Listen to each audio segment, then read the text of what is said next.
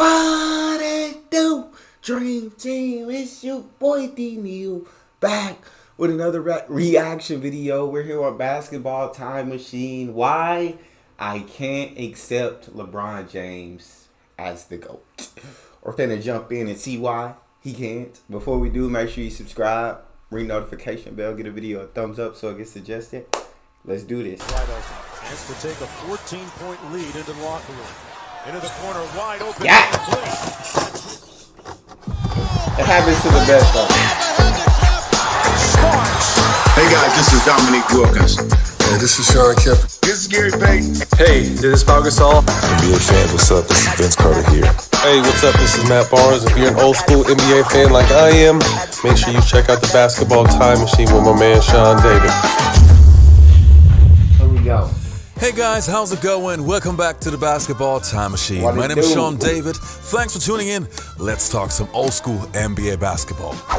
In today's episode, I want to talk to you guys and explain to you why I cannot accept LeBron James as the GOAT. And I try to be as reasonable and as logical as possible. And I know every single time I do a LeBron James video, I get a lot of dislikes because of the fans.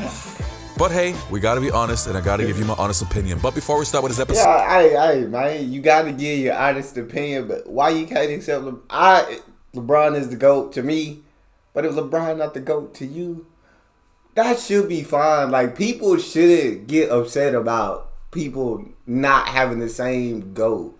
Know what I'm saying? If your GOAT's Larry Bird, if your GOAT's Kareem, if your GOAT's Michael, if your GOAT's Bill Russell, if your GOAT's Will, if your GOAT, know what I'm saying? Then that's your GOAT. And people shouldn't get butthurt about you, that being your GOAT. And so, yeah, I'm sorry about the dislikes, Basketball Time Machine. You shouldn't get dislikes about why you can't accept LeBron as your GOAT. This is just your reason about why he's not your GOAT. But let's continue. Now, I'm not saying I might have a different opinion than you. I might bring that up during the video. But I'm not upset, or I wouldn't dislike the video. Wouldn't be mad about it. Wouldn't argue with you about why he's not your GOAT. so let me ask you guys for a small favor. If you do enjoy this video, leave a like, subscribe to the channel, and I would say, let's get right into it.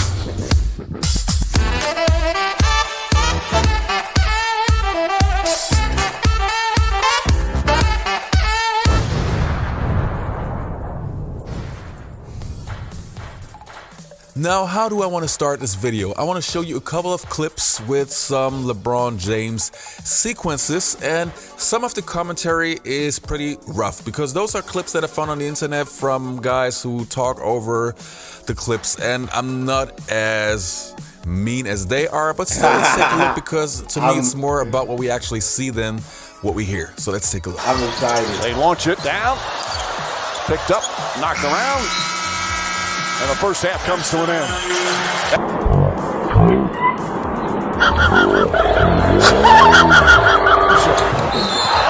Oh my God. Wait, let me see it. In real time, it looked bad. In real time, it looked bad. He might not have gotten hit hard at all.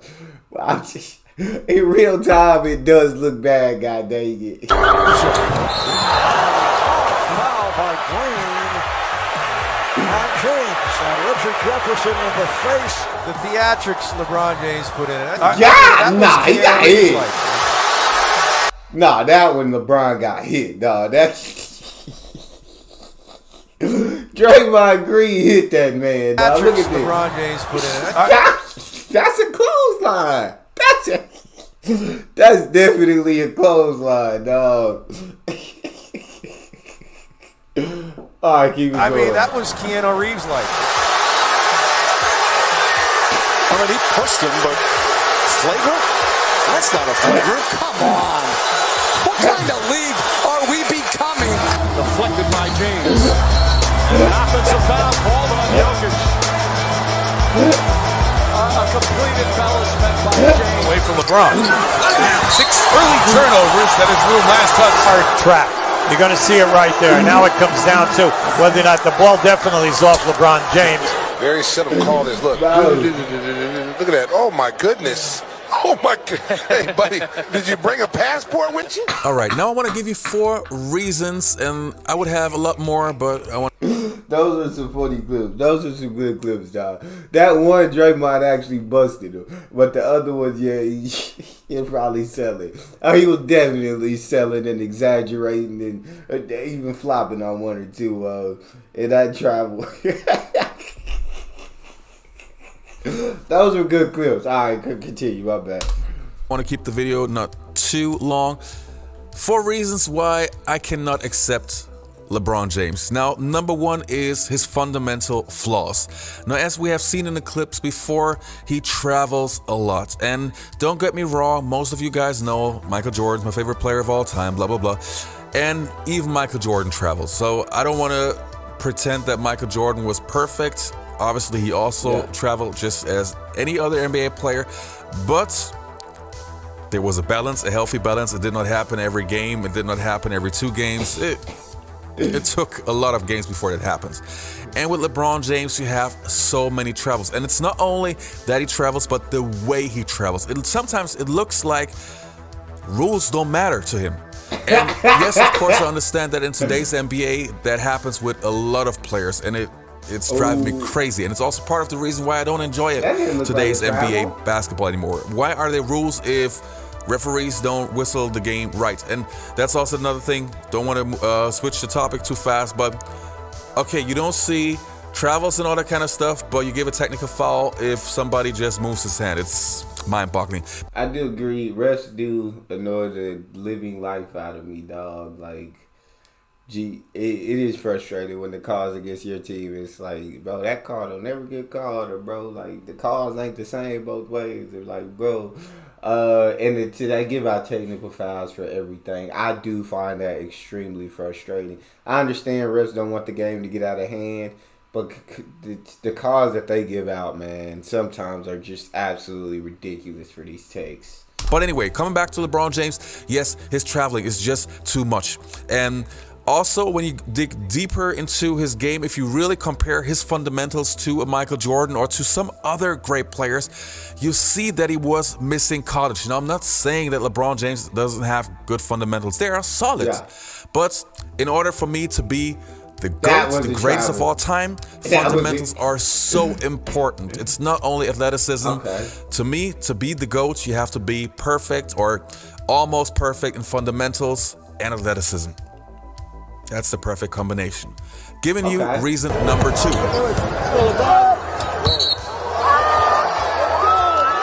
And why? I find this video disturbing for so many reasons. Number 1, it's typical. It's not rare.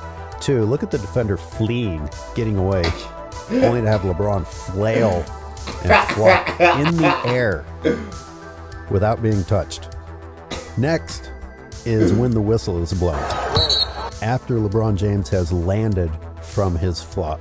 How about the fact that a whistle was blown at all? But maybe worse than all of it is the level of delusion that this guy has. I mean, the fact that he flopped in midair, got the call, and then flexed. You cheated, and then you flexed. He said you cheated. In one of the most disgusting, unrespectful ways possible, and then you flexed. The toughness. Now, we have seen so many clips of LeBron James flopping, and to me, it's just insane. Now, this is what I don't understand. Now, everybody knows that LeBron James probably has the greatest NBA body of all time. If not the greatest, for sure, he's definitely in the top 10. And we all know that he has to be strong and athletic and everything. But why on earth is he flopping? To me, this also has to do with mental toughness.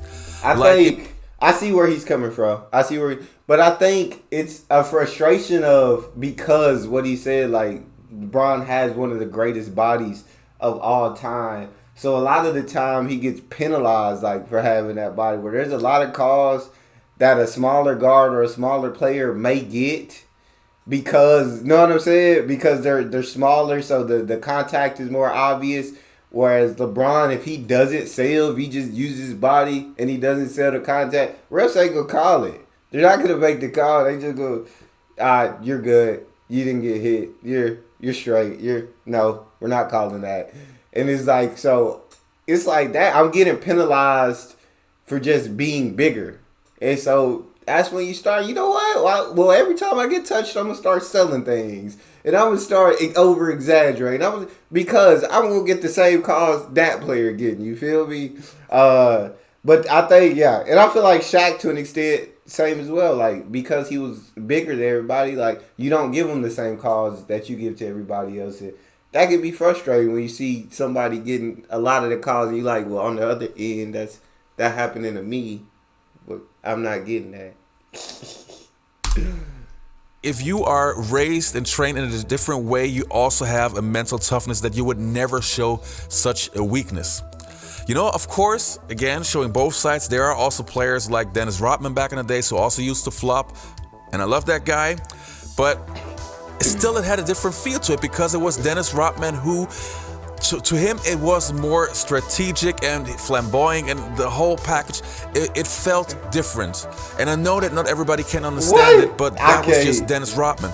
If Michael Jordan would have flopped the same way, I would have had a huge problem with that. Why? Because to me, if you are a player that portrays almost perfection, you should not do that. And LeBron James does it so many times. And LeBron does be flopping. He does be flopping. But I have seen clips of Mike flopping too. Like, Mike done flopped it. Maybe not as much, so that's probably why it's not as big of a problem. I've seen clips of Mike flopping.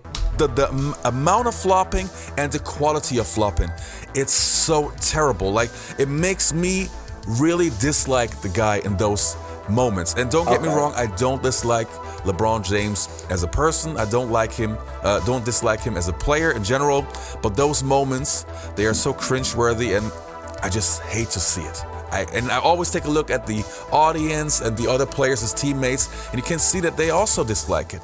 But hey, that to me is a big minus point in LeBron James's game. Now, the next reason why I cannot accept him as the GOAT is he was changing teams too many times. And that's what was really, really bothering me. Like, oh, I could not win a championship there. Okay, let me go somewhere else where I can team up with Dwayne Wade and Chris Bosh. All right. Oh, if I go to Cleveland now, I have Kevin Love and Kyrie Irving. Okay, let me go there. Oh, I can go to Los Angeles and get those players. Sorry, but if you are a true superstar, you go the Michael Jordan, you go the Dirk Nowitzki route, you win with the team that drafted you. Coming to my reason number 4, defense. Now, I don't like that. You can have that reason. I understand why you have that reason. I don't like that reasoning because if he would have stayed in Cleveland, they just wasn't putting the right guys around him. You know what I'm saying? And no matter how great you are, as you've seen with so many absolutely amazing players that are ringless. Like, no, it's a team sport at the end of the day. You got to have a full squad to win. But Miami jump, I understood. Cleveland wanted to go back home, win a title for the team that drafted him. Lakers was more of a business decision. I don't think that was a basketball decision. I think that was more of a business decision. LA, Hollywood, bigger brand out there, bigger market. So, yeah, I think that was more business. But, yeah, coming to Miami was, like, I want a shot at winning the title. I want an organization who's going to give me a chance. Cleveland this season, I want to go back home and win one for Cleveland. And then LA businesses. Tell me. Now, the one thing that I mentioned countless times on my channel is, to me, basketball is not only offense, but also defense. Defense has, to me, even a higher value than offense. I love great defensive players. And I love players who are great on offense, but still care a lot and give their 100% on defense. And LeBron James, playing 20 plus years now, only made the all-defensive team 5 times, the first team, and 1 time the second team.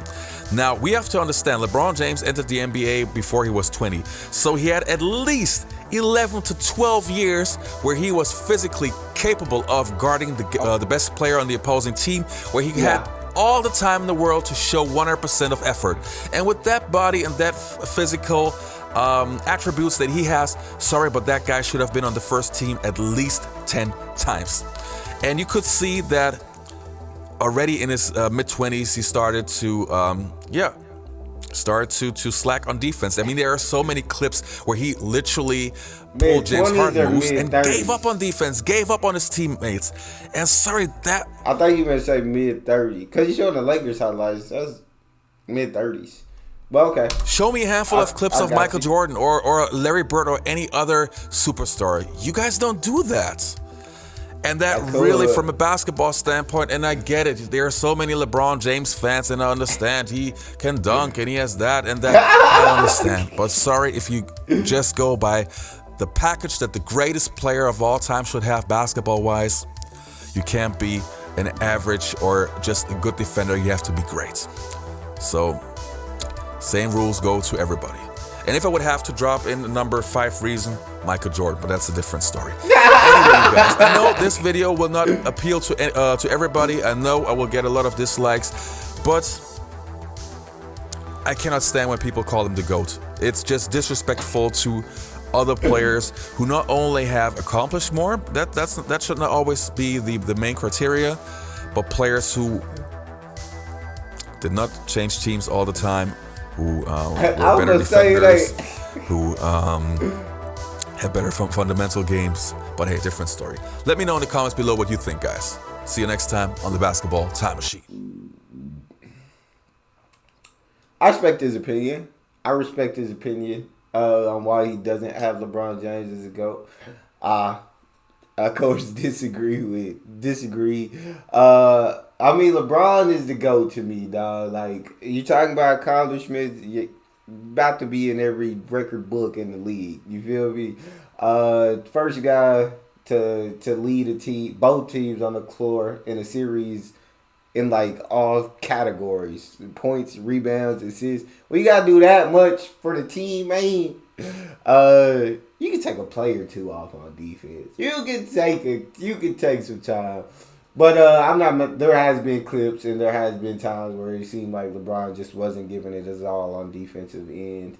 And LeBron does exaggerate, Conti does. But like again before I said, I mean you're not gonna call if LeBron doesn't exaggerate, he's not gonna get called. So he's gonna get penalized for being as big and as strong as he is. So it's like, all right, well, I'm going to start exaggerating and flopping sometimes because y'all not going to give me the calls otherwise.